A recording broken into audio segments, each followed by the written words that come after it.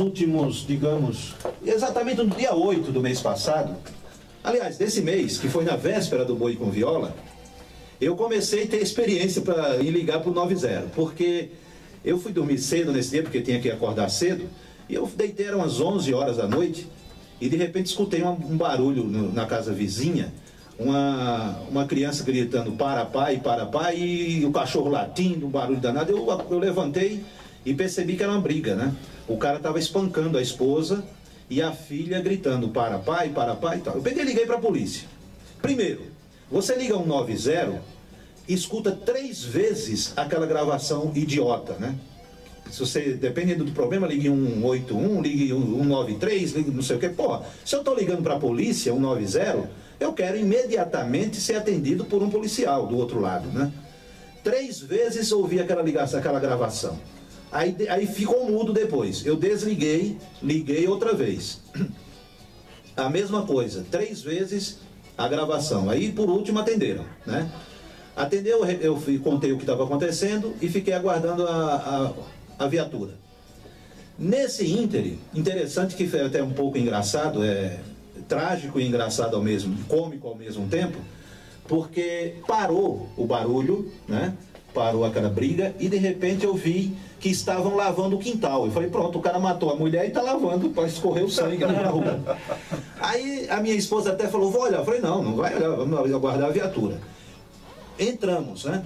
De repente a viatura estava chegando, eu saí para o quintal e vi uma mala do outro lado da rua. Eu falei, pronto, o cara matou a mulher, pôs na mala, tá lá a mala do outro lado. Aí quando o policial chegou, eu até comentei, o cara até arregalou os olhos, né, o policial, e o sujeito realmente não tinha matado a mulher, mas estava indo embora, a mulher o pôs para fora de casa. Conclusão, eu reclamei para os policiais a demora, e o policial disse, realmente, até para nós que trabalhamos na rua e precisamos às vezes de uma ajuda, está difícil, porque o atendimento está precário. O próprio policial reclamou. Beleza. Passou esse episódio e nessa semana eu tive outro problema que tive que ligar 190, que foi um vizinho lá que fez uma construção lá da minha casa, e no fundo do prédio que ele construiu, ele não fez o muro dele. Ele está usando o meu muro. E terça-feira o cara queria fazer uma cobertura lá, usando o meu muro, e eu não permiti. E foi uma confusão meio crítica, e eu tive que chamar a polícia novamente. Na mesma coisa, 3 vezes aquela gravação, depois ficou mudo, eu liguei novamente por mais 3 vezes, foi que fui atendido, aliás, 3 vezes ouvi novamente a gravação, aí fui atendido. Quando a viatura chegou, reclamei, o policial também fez o mesmo comentário, que era difícil, que está crítico. Então, eu quero primeiro fazer um comentário sobre isso. A gente está precisando, o povo está precisando de policiais na rua, que não tem policial suficiente para a população. Hoje, 2 horas da madrugada, eu presenciei um assalto no meu portão. Eu estava vendo televisão 2 horas da manhã e de repente eu vi uma moto acelerando no meu portão. Eu falei, putz, eu não pedi pizza?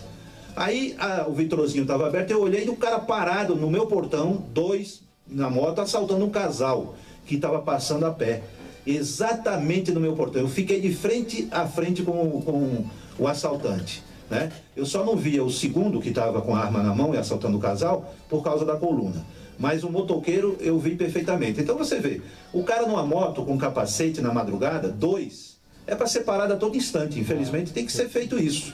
Mesmo que seja trabalhador, e o trabalhador não vai se importar em ser parado, porque está ajudando ele próprio, mas a polícia tem que ficar mais ativa, mais atuante.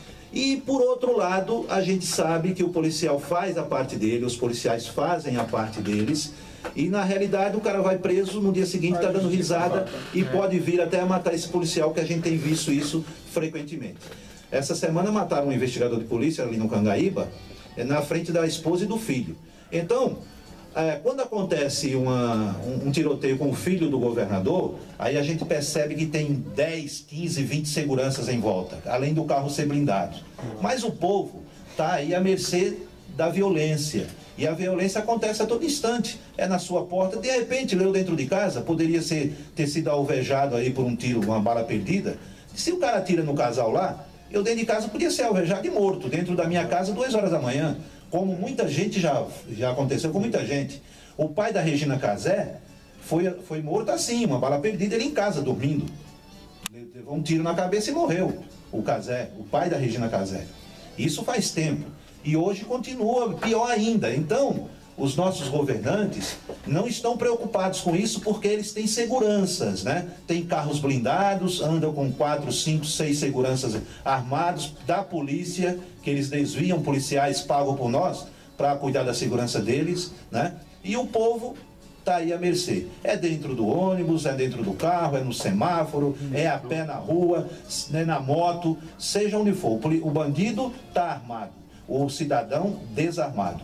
Quando aconteceu o desarmamento, eu comentei muitas vezes que os assaltos iam aumentar pelo seguinte: naquela época, quando o povo podia andar armado, o bandido passava em frente a uma padaria, em frente a um restaurante, ele via 10, 15 pessoas, ele não se atrevia a entrar e assaltar alguém, porque ele sabia que entre 10, 15 pessoas, 2 ou 3 estariam armadas, e ele não sabia quem era. Hoje não, hoje ele pode ter 50, 60, 100 pessoas dentro de um restaurante ou numa padaria, ele tem absoluta certeza que ninguém está armado, porque esse desarmamento foi somente em prol da bandidagem e não em prol do cidadão. Então está na hora do povo, nós, povo, tomarmos ciência disso, tomarmos consciência e agir para pedir que esse desarmamento acabe, que voltem a usar armas, porque não deu resultado nenhum. Tiraram a arma do bandido, do povo, do cidadão, e armaram 10 vezes mais os bandidos. E a polícia não está dando conta, porque quando atira no cara tem que atirar no pé, no braço, somente. Se atirar para matar ou em um ponto fatal, o coitado do PM está ferrado. Está ferrado. Ele é colocado no escritório da administração, vai ficar lá de molho, ou então já vai preso. Já vai preso. Quando mata um cidadão, não aparece direitos humanos. Quando mata um bandido, direitos humanos desce a lenha. Quem paga os impostos, né? Mas é um absurdo. A violência está demais por conta dos nossos governantes, né? E dos nossos magistrados também, que não mexem nas leis. Está na hora dos juízes tomarem consciência, que de repente pode ser a mãe, pode ser o filho, pode ser a filha, gente comum como nós, que na rua o bandido não vai saber se é filho de um juiz, de um promotor, de ninguém da justiça. E vai cometer um crime contra eles também. Então, senhores juízes, senhores promotores, vamos acordar para isso, e os políticos do nosso país principalmente. Beleza? Vamos de música?